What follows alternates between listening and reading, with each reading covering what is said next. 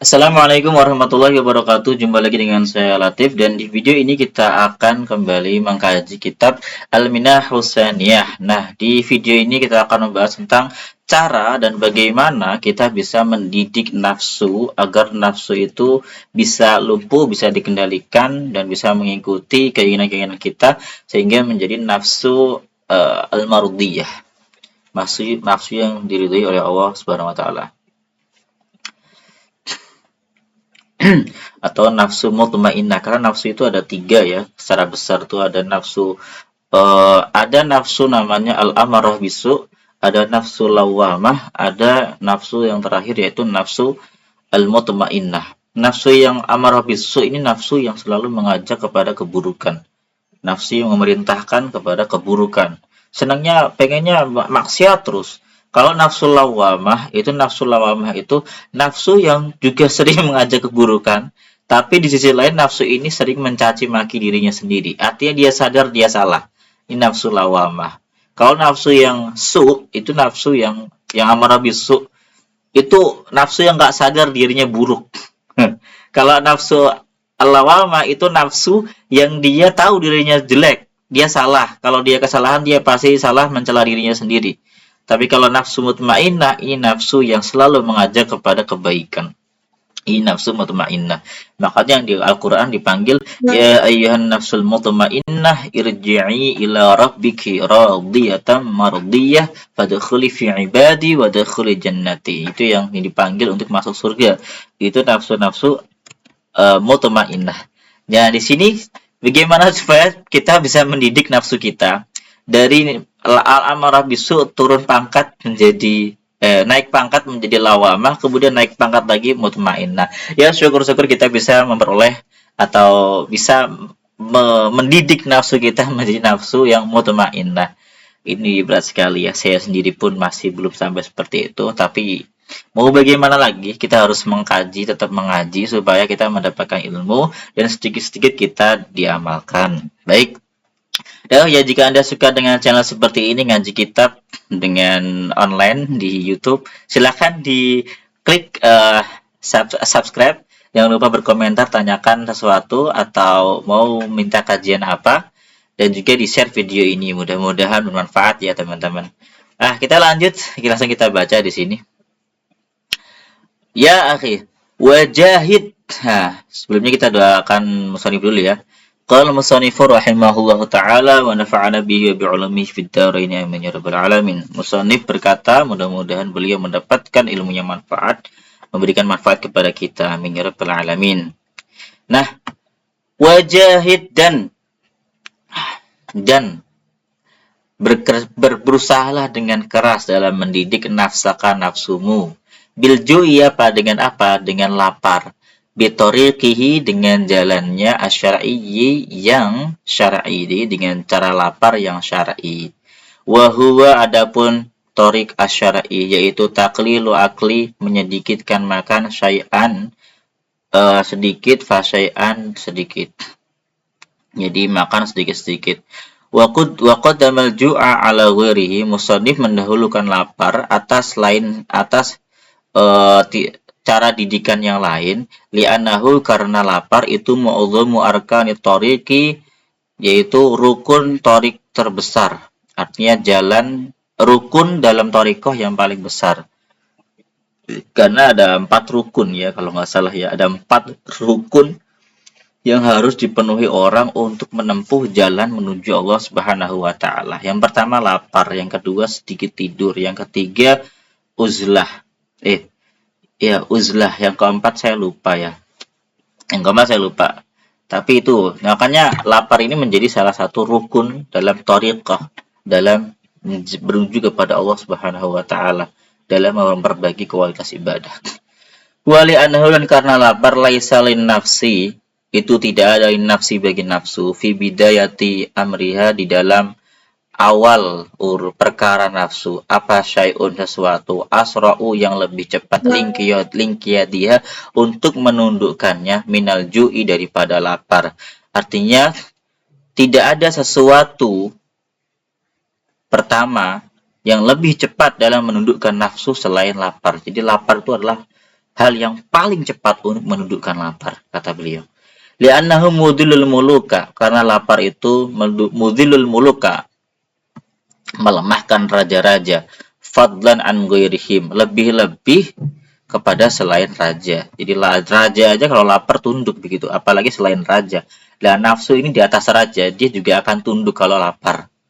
Wali annahu yuhillu, wali annahu, dan karena lapar itu yuhillu, yahillu atau yuhillu, membebaskan minal ajazai, dari bagian-bagian tubuh al-turabiyah yang bersifat tanah, wal ma'iyah dan bersifat air, bi qadri ma yakunu, dengan kadar perkara yakunu yang ada apa ma, fayashu, maka menjadi jernih apa al-qalbu, qalb, hati. Begitu juga lapar itu membuat orang bisa terlepas dari sifat-sifat kemanusiaannya, artinya sifat-sifat lemah dan sifat-sifat air. Dengan laparnya itu, dia bisa melepaskan diri dari sifat-sifat itu. Artinya menjadi lebih jernih hatinya. Dia bisa berpikir lebih logik. Bisa lebih pokoknya beda lah kalau lapar itu. Jadi sifat-sifat kebinatangan tuh bisa ditundukkan. Wali'anna baqiyal arkadi, dan karena sisa-sisa rukun itu tabiun mengikuti lahu terhadap lapar bil khossati secara khusus. Jadi kan ada tiga rukun lagi yang lain, atau ada yang bilang 4, ada yang lebih ya. Pokoknya rukun selain lapar itu semuanya mengikuti kepada lapar. Jadi kalau udah lapar baru tahap selanjutnya. Jadi tahap pertama itu lapar dulu dalam menundukkan nafsu. Wali anna khawatirin nafsi la du'fa illa bihi, dan dari anna tawa khawatiran nafsi, dan karena bisikan-bisikan nafsu itu la du'fa, tidak ada kelemahan illa bihi, kecuali dengan lapar. Jadi bisikan-bisikan nafsu itu bisa dilemahkan hanya dengan lapar, menurut beliau ini. Wa dzakara, dan telah menyebutkan siapa Syekh Muhyiddin, rupanya Syekh Muhyiddin Ibn al-Arabi rahimahullahu taala. Syekh Muhyiddin Ibn al-Arabi atau Imam Ibn al-Arabi rahimahullahu taala itu menuliskan dalam Futuhat al-Makkiyah, fil Futuhat al-Makkiyah, annallaha ta'ala lamma, bahwasanya Allah Subhanahu wa taala lamma khalaqa, ketika Allah menciptakan an-nafsa, nafsu, qala, maka Allah berfirman laha, kepada nafsu itu, man anas, siapa aku? Allah berfirman kepada nafsu. Faqalat, kemudian nafsu itu berkata, man ana, man ana. Nafsu membantah, siapa saya? Malah gitu. Fa'askanaha, kemudian Allah menempatkan nafsu itu fi bahril ju'i, dalam lautan kelaparan. Artinya nafsu itu dibuat lapar selapar-laparnya, alfa sanatin, 1000 tahun. Semaqala ta'ala, kemudian Allah Subhanahu wa ta'ala berfirman, man ana, siapa aku? Kemudian nafsu faqalat, kemudian nafsu berkata, anta rabbi, engkau Tuhanku. Nah, di sini ya baru dia berkata anta rabbi, engkau Tuhanku. Baru dia tunduk tuh. Dengan lapar, lanjut. Wa kana syaikhu, dan ada siapa? Syekh Abu Sulaiman Ad-Darani rahimahullahu taala. Ada syekh yaitu Abu Sulaiman Ad-Darani rahimahullahu taala. Qala yaqulu, beliau berkata, miftahud dunya asy-syab'u, kunci dunia itu lapar, itu kenyang. Wa miftahul akhirah, itu, dan kunci akhirat itu al-ju'u, lapar. Yakni a'malaha, yakni bermaksud siapa Syekh Abu Sulaiman Ad-Darani, a'malaha, terhadap amaliyah dunia. Jadi kunci amal dunia itu adalah kenyang, sedangkan kunci amal akhirat itu lapar. Maka kalau ingin khusyuk dalam ibadah itu ya harus melaparkan diri, supaya apa? Supaya otak ini bisa fokus kepada Allah Subhanahu wa taala. Walamma khalaqallahu dunya, dan ketika khalaqa, telah menciptakan siapa Allahu, Allah, ad-dunya, terhadap dunia, ja'ala, maka menjadikan siapa Allah, fil ju'i, dalam rasa lapar, ala ilma, ilmu, wal hikmata, dan hikmah, wa ja'ala, dan menjadikan siapa Allah, fi syab'i, dalam kenyang, al jahla, ya, al jahla wal ma'siyata, dan Allah menjadikan kebodohan dan kemaksiatan itu di dalam merasa kenyang. Artinya potensi orang ketika lapar itu akan mudah mendapatkan ilmu dan mudah mendapatkan hikmah. Makanya kalau orang lapar itu mudah terenyuh hatinya, mudah mendapatkan hikmah, mudah mendapatkan ilmu. Tapi kalau orang kenyang itu mudah menjadi bodoh. Jadi yang dia awalnya misalkan hafal Quran banyak, ilmunya banyak, dia kenyang, itu potensi dia menjadi bodoh bisa terjadi ya. Wal maksiat, dan dia bisa mudah melaksanakan maksiat. Jadi seperti itu ya. Wa kana Yahya ibnu Mu'adzin Ar-Razi. Yahya bin Mu'adz Ar-Razi rahimahullahu taala, semoga Allah menyayangi beliau, itu yaqulu, beliau berkata, asyab'u narun. Kenyang itu adalah api, wasyahwatu, dan adapun syahwat itu mislul hatabi, seperti kayu, yatawalladu, yang terlahir, minhu, dari asyab'u, apa al-ihraqu, sifat membakar, wala tantafi'u, dan tidak akan padam apinya itu, apa anaruhu, apinya, hatta tahruqa sahibahu, hingga api itu membakar sahibahu, pemilik api. Artinya kalau kita mau menjinakkan syahwat, ya caranya lapar, karena lapar itu ibarat api, sedangkan syahwat-syahwat jelek itu ibarat kayu. Kalau api ditaruh di kayu, maka kayunya akan terbakar dan lenyap. Jadi itu kata Yahya bin Mu'adz Ar-Razi. Ini salah satu salaf ya. Jadi pesan-pesan di sini banyak pesan-pesan para salaf. Selanjutnya, wa kana Sahl bin Abdullah At-Tustari. Sahal bin Abdullah At-Tustari ini juga salaf. Yaqulu, beliau berkata, man arada, barang siapa yang menginginkan, ayyakula, memakan, minal yaumi, dalam sehari, marotain, 2 kali, falyabnilahu ma'lafan, maka hendaknya dia membangun bagi dirinya ma'lafan, tempat makan hewan. Jadi dia menyerupakan orang yang seharinya makan bisa 2 kali itu seperti hewan gitu. Ya maksudnya bukan kasar ya, tapi emang mereka sangat keras dalam hal ini. Jangan makan banyak-banyak, ya, kayak nambah ya. Dan siapa yang sekali makan 2 piring misalkan ya ini ya. Udah kasih, bangunkan saja itu apa? Bikinkan saja tempat makan binatang. Ya, diibaratkan binatang nih kata Sahal bin Abdullah At-Tustari. Ini salaf juga ini. Ini saking dia balaghah ya ini. Jadi balaghahnya seperti ini. Jangan gitu, makan cukup secukupnya saja kalau diperlukan, maksudnya gitu. Wa kana Malikun ibnu Dinarin. Ini Malik bin Dinar juga salah satu salaf.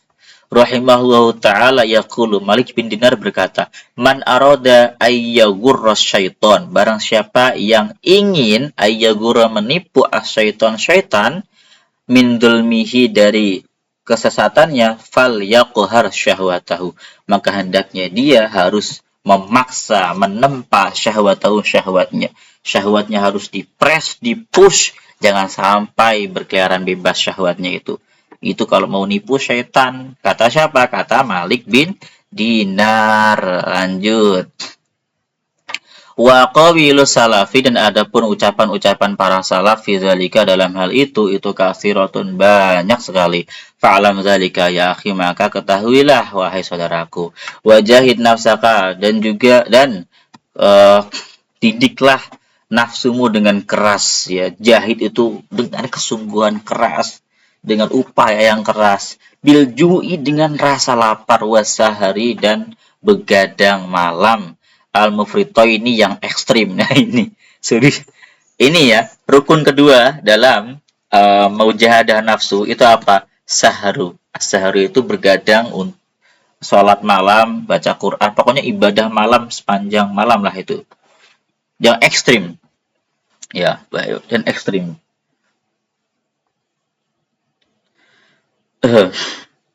Dan dengan apa? Dan it'abiha, dan dengan mencapekkan nafsu. Jadi membuat nafsu itu capek, fil amali, dalam amal-amal asyaqati, yang berat. Ta'dziban, karena menyiksa laha, terhadap nafsu. litan koda laka, supaya nafsu itu menjadi tunduk laka kepadamu, idza da'autahu, apabila engkau memanggil dia, limardatillahi ta'ala, kepada keridhaan Allah Subhanahu wa taala. Jadi salah satu cara untuk mendidik nafsu juga adalah dengan begadang malam, dan juga dengan memaksa nafsu itu untuk ibadah yang ekstrim. Contoh ibadah sekali sholat baca Al-Baqarah, itu kan berat ya, berat. Itu mendidik nafsu itu. Wadzali kali annaha, dan hal itu karena sesungguhnya nafsu qabla riyadati, sebelum dia dididik, dilatih, sebelum dia ditempa, itu tusbihu menyerupai apa nafsu ada bata, hewan al-haruna yang buas. Jadi hewan yang tidak jinak, pokoknya hewan yang buas. Wa kal'i jeli, dan seperti sapi alladhi yu'allimunahu at-tahna fit-tahun, dan seperti sapi alladhi yang yu'allimunahu, yang dididik at-tahna untuk menggiling fitahun dalam tempat penggilingan. Ini seperti sapi itu yang di tempat penggilingan itu. Fatarahu, maka engkau melihat sapi-sapi itu. Fatarahu, maka engkau melihat para tukang giling itu, yujawi'unahu, yaitu membuat sapi-sapi itu lapar. Wa yugimmunahu,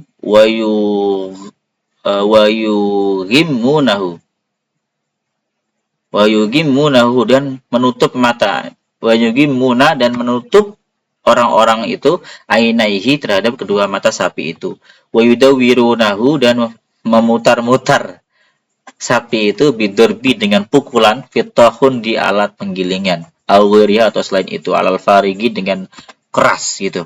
Jadi sapi-sapi itu awalnya memang dia nggak patuh kepada para ininya, tapi karena dia disiksa, dididik, dibikin lapar, ditutup matanya, kemudian diputar-putar sambil dipukul-pukul, fala yazalu kadalika, maka terus menerus seperti itu, kadzalika hatta yadhhura, hingga nampak lahum, bagi mereka, minhu, dari sapi, kamalul inqiyati apa kamalul inqiyati, kesempurnaan kepatuhan. Fahunaka, maka di sana, artinya setelah selesai patuh si sapi itu, yut'imunahu, orang-orang tukang penggiling gandum itu kemudian memberikan makan kepada sapi, wa yafukkunal ghoma'a, dan melepas penutup an ainahi, dari kedua matanya. Jadi setelah selesai dididik dengan keras sapi itu hingga dia mau jinak, mau tunduk, mau patuh, baru dikasih makan, baru dibuka penutup matanya. Itu perumpamaan nafsu itu seperti itu. Jadi nafsu itu seperti hewan buas yang harus dijinakkan dengan keras, dengan dididik. Misalkan kita mau sholat malam tapi berat, rasanya berat, paksa saja, paksa, bangunkan diri Anda, bangun. Orang maling saja malam-malam dingin mau dia jalan untuk mencari uang, untuk kemaksiatan. Lah kita malam-malam masa mau ibadah kepada Allah malas, ya kan? Ini untuk kemaksiatan rajin, sedangkan ini untuk kesalehan, masa dia malas. Harusnya dibangun, paksa itu nafsu. Bunuh dia tuh, maksud pembunuh siapa? Didik itu nafsu. Rasa-rasa malas tuh didik. Kayak dipecut-pecut tuh rasanya tuh, masih nafsunya itu.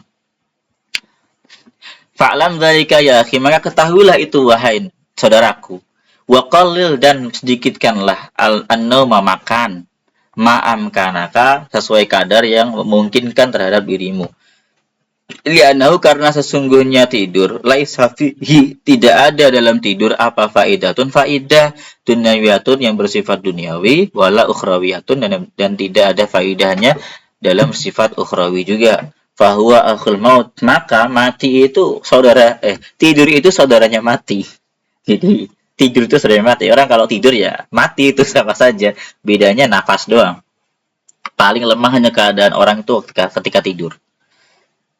Tapi ini ma'amkanaka, ya sesuai kadar kemampuan kita. Waqad addau, dan sungguh para ulama itu atau menganggap, min idba'il hawa, di antara perilaku yang mengikuti keinginan hawa nafsu, isaron naumi, yaitu Isarun naumi itu pengaruh tidur alal qiyamil lail atas qiyamul lail fi misli layalis sayfi, seperti di malam-malam musim panas. Jadi ulama-ulama menganggap tidur orang di malam hari ketika musim panas itu juga termasuk mengikuti hawa nafsu, karena sampai melengahkan dia dari jadi qiyamul lail. Akibat dia tidur pulas, dia nggak qiyamul lail. Itu ikut nafsu berarti tidur kayak gitu. Karena malam harus qiyamul lail. Dia meninggalkan qiyamul lail, akhirnya dia ikut nafsu tidur. Wadzalika dalilun, dan itu adalah dalil ala adanya mahabbatul haqi ta'ala, atas ketiadaan kecintaan kepada Allah Ta'ala. Jadi beberapa ulama menganggap itu sebagai dalil bahwa orang itu kalau meninggalkan sholat malam dan memilih tidur, itu tidak ada kecintaan kepada Allah Ta'ala. Padahal siangnya juga dia kerjanya nggak begitu berat, ya kan? Nggak begitu berat.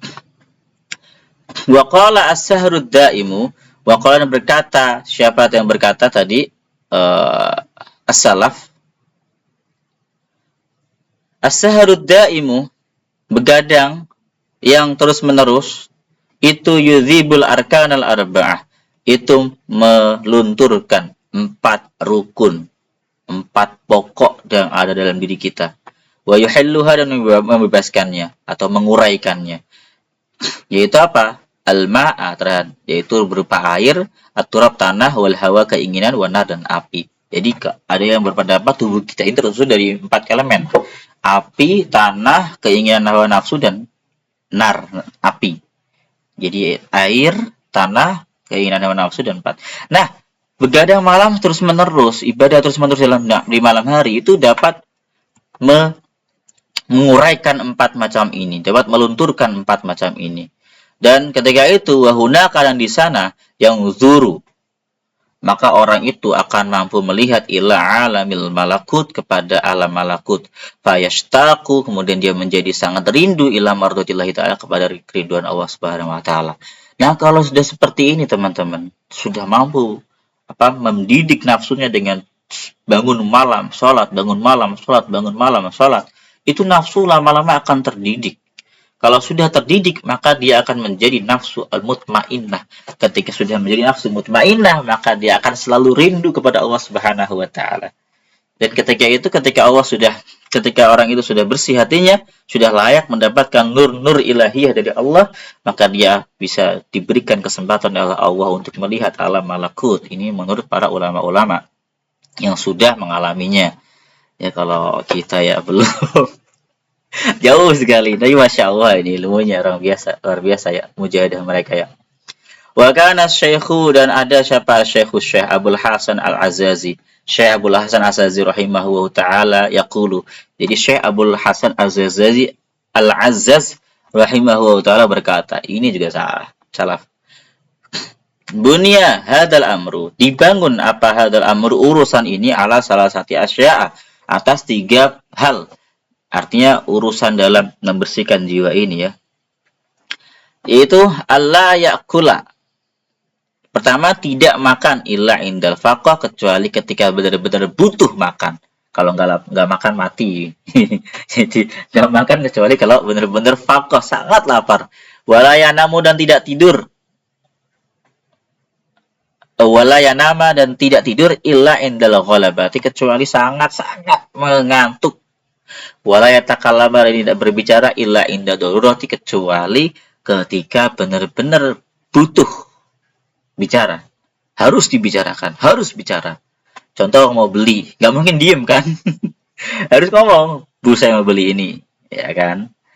Jadi kalau nggak ada urusan ya nggak usah bicara. Ini menurut mereka. Supaya apa? Supaya bicara itu menjadi amal yang benar-benar bisa jadi sunnah, bisa jadi. Karena perbicaraan ini termasuk amal loh teman-teman. Kalau pembicaraan kita ini asal, kosong, sama saja kita berbuat yang tidak ada faidahnya gitu. Jadi membuang energi saja ya. Jadi kalau pemikiran orang-orang ini seperti ini itu, setiap energi yang keluar dari tubuh kita itu harus menjadi nilai ibadah. Kalau enggak ya nggak usah. Itu waduh, keren sekali ulama-ulama dulu kita ini ya. Wa kana Ibnul Hawari rahimahullahu taala yaqul. Ibnul Hawari berkata, kullu murid yang setiap murid la yakunu fihi. Kullu muridin adapun setiap murid la yakunu yang tidak ada fihi pada murid apa salah suci solin tiga perkara bahwa maka adapun murid itu kadzabun, pendusta, bukan murid berarti itu. Hanya ngaku murid tapi bukan murid. Murid itu orang yang ingin memperbaiki ibadahnya sehingga usul kepada Allah. Itu murid. Kalau bukan ya bukan murid. Apa nih? Tiga yang harus ada pada murid. Pertama, tarkul mal, meninggalkan harta. Punya harta tapi ditinggalkan. Artinya nggak dianggap dalam hatinya. Begitu maksudnya ya. Bukan artinya punya harta banyak dikasih semua ke orang. Gitu, bukan seperti itu artinya. Tapi kalau ada guru mursyid yang menyuruh seperti itu ya dikerjakan. Kayak Imam Sya'roni kan, beliau menjual semua kitabnya karena diperintah guru. Akhirnya dia jual semua kitabnya. Tapi tetap punya harta. Wa ta'am, dan meninggalkan makan. Wa nanah, dan meninggalkan tidur. Kalau tiga hal ini nggak ada, bukan murid. Fala ya'khudhu min kulli wahidin illa biqadri darurah. Fala ya'khudhu, maka tidak mengambil siapa murid min kulli wahidin dari setiap satu dari tiga ini illa biqadri darurati, kecuali dengan kadar darurat. Jadi tidak mengambil harta kecuali darurat. Misalkan lapar, makan tuh harus pakai duit. Artinya dia harus ngambil duit kan? Karena darurat nih duit ini. Bernilai pahala. Begitu.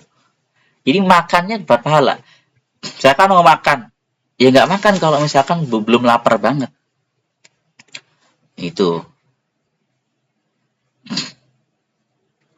Wahunaka, dan di sana terdapat wahunaka yasluhu, maka dan ketika sudah seperti itu, di posisi di sana, yasluhu, maka pantas murid limujalasatil haqqi ta'ala, untuk duduk berhadapan dengan hadrahnya Allah Subhanahu wa taala. Duduk menghadap kepada Allah Subhanahu wa taala. Dia sudah pantas. Fama kullu dzakirin mujalisun. Maka fama kullu wahidin, maka tidaklah setiap orang yang zikir itu mujalis. Itu mujalisin. Orang yang menghadap kepada Allah. Jadi enggak setiap yang mujalis, yang berzikir itu mujalis. Tapi setiap orang yang dia tadi meninggalkan tiga hal itu kecuali karena darurat, itu ketika dia berzikir, dia sudah pasti pantas mujalis kepada Allah. Sudah pasti pantas untuk duduk menghadap Allah. Tapi kalau dia nggak seperti itu ya nggak pantas lah, bahasanya seperti itu kata beliau. Fa'lam dzalika ya akhi. Ya udah selesai. Sampai di sini pembahasan kita, mudah-mudahan memberikan manfaat. Jadi kesimpulannya hari ini adalah mendidik nafsu itu seperti mendidik hewan buas, harus dengan tegas, harus dengan keras. Harus dipaksa nafsu itu. Kalau ada kemalasan dalam diri harus dipaksa, jangan sampai malas. Kalau maling saja yang malam hari dia mau nekat untuk mencari duit dan itu merupakan kemaksiatan, maling. Mengapa orang-orang yang ingin mendapatkan kedekatan dari Allah Subhanahu wa taala nggak mau bangun tidur malam hanya karena dingin? Maling saja berani dalam keburukan. Kita harus berani orang soleh dalam kebaikan. Seperti itu ya. Sama halnya misalkan di internet banyak sekali beredar hal-hal yang buruk. Kalau orang-orang solehnya diem nggak mau mengedarkan hal yang bagus, nanti internet dipenuhi hal buruk. Jadi orang-orang soleh harus juga membuat konten-konten yang positif, konten-konten yang mengajarkan kesalahan-kesalahan. Ya mudah-mudahan itu menjadi niat kita supaya dekat kepada Allah Subhanahu wa taala. Niat kita murni hanya melaksanakan perintahnya Allah taala, balighu anni walau ayah, sampaikan dariku walaupun satu ayat. Jangan lupa share video ini, bagikan video ini, komen, like, dan subscribe. Jangan lupa aktifkan tombol notifikasi agar mendapatkan notif jika ada kajian-kajian baru. Dan kalau ada salah kata saya mohon maaf yang sebesar-besarnya. Assalamualaikum warahmatullahi wabarakatuh.